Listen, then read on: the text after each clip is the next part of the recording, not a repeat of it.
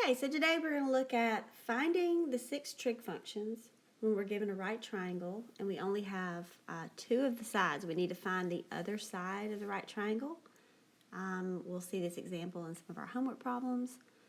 So I wanted to review something quickly before we work the problem. So if you notice, I have this Sohcahtoa right there.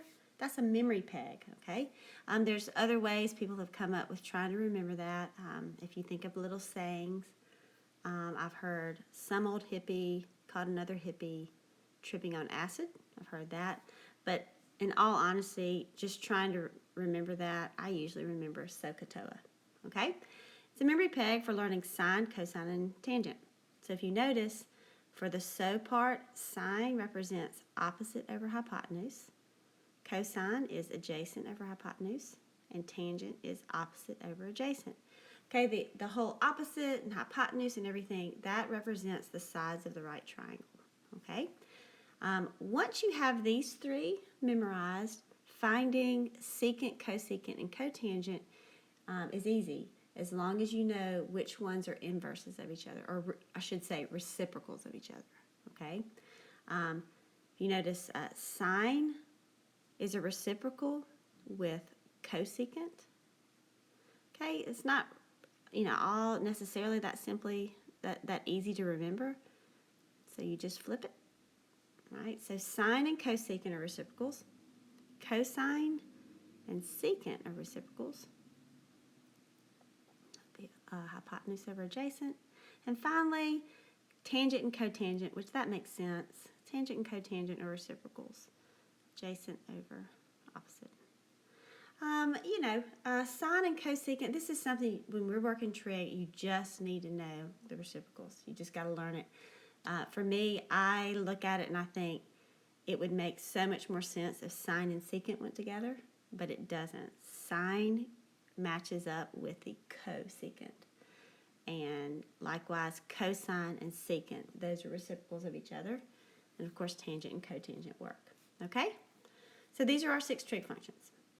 Now let's look at our triangle. We are missing the hypotenuse length, and we need to find that first. Once we have all 3 sides, we can just fill the numbers in to our trig values. Okay, so we deal with the right triangle. To find one of the sides, we use the Pythagorean Theorem. Pythagorean Theorem, I hope I spelled that correctly. Okay, and remember what it said when you have 3 sides, an A, B, and a C. C represents the long side, the hypotenuse. That's also the side that's opposite of the right angle. You can say A squared plus B squared equals C squared. Okay, so for ours, in this case, we are solving for the C, right, the hypotenuse. So 18 and 24 represent our A and B. So let's plug it in. We have 18 squared plus 24 squared equals C squared. And let's just solve this to find C. All right, 18 squared. Let's see, that's 324. 24 squared is 576.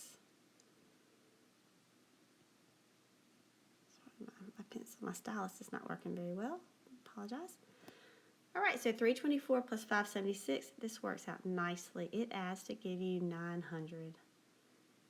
And now we are left with using the square root property. Right, we square root both sides. That gives me plus and minus 30 equals C. Okay, so since we have a positive and a negative value, but since we are talking about the length of a side, we're going to ignore the negative value and just take the positive 30. So my side for C is just going to be positive 30, okay, which that represents our hypotenuse. Now let's replace our hypotenuse. We know now is 30, and we're ready to actually find our trig functions. Okay, so our theta, remember, is right here. If we look up at our small triangle up in the top right-hand corner, 18 would represent the opposite, right, because it's the opposite side from the angle. 24 represents the adjacent, and then 30, of course, is the hypotenuse because it's the long side of the triangle, which is across from the 90-degree angle. Okay, so that's our opposite, adjacent, and hypotenuse. Let's fill things in. For sine, we know that sine represents opposite over hypotenuse. Right. So that would be, let's see, 18 over 30. Okay, this can be reduced. If you take out a 6 from the top and the bottom, you get 3/5. That's sine. Cosine, remember, is adjacent over hypotenuse.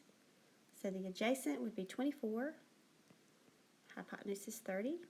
This reduces, also taking a 6 out of the top and the bottom, and you get 4/5. And then tangent is opposite over adjacent. So that would be 18 over 24, which can be rewritten as 3/4. Okay, so these are our 3 basic trig functions. From here, now we can find the other 3 using the reciprocals. We know that sine and cosecant are reciprocals. So cosecant, you just flip it. It would be 5/3. Cosine and secant go together, reciprocals. So let's flip that, 5/4. And tangent and cotangent go together. So cotangent would be the reciprocal, would be 4/3. This is how we find cosecant, secant, and cotangent most of the time. We first find either sine, cosine, tangent, and then we flip it to find its reciprocal. Okay, so here are my 6 values that the problem has asked for.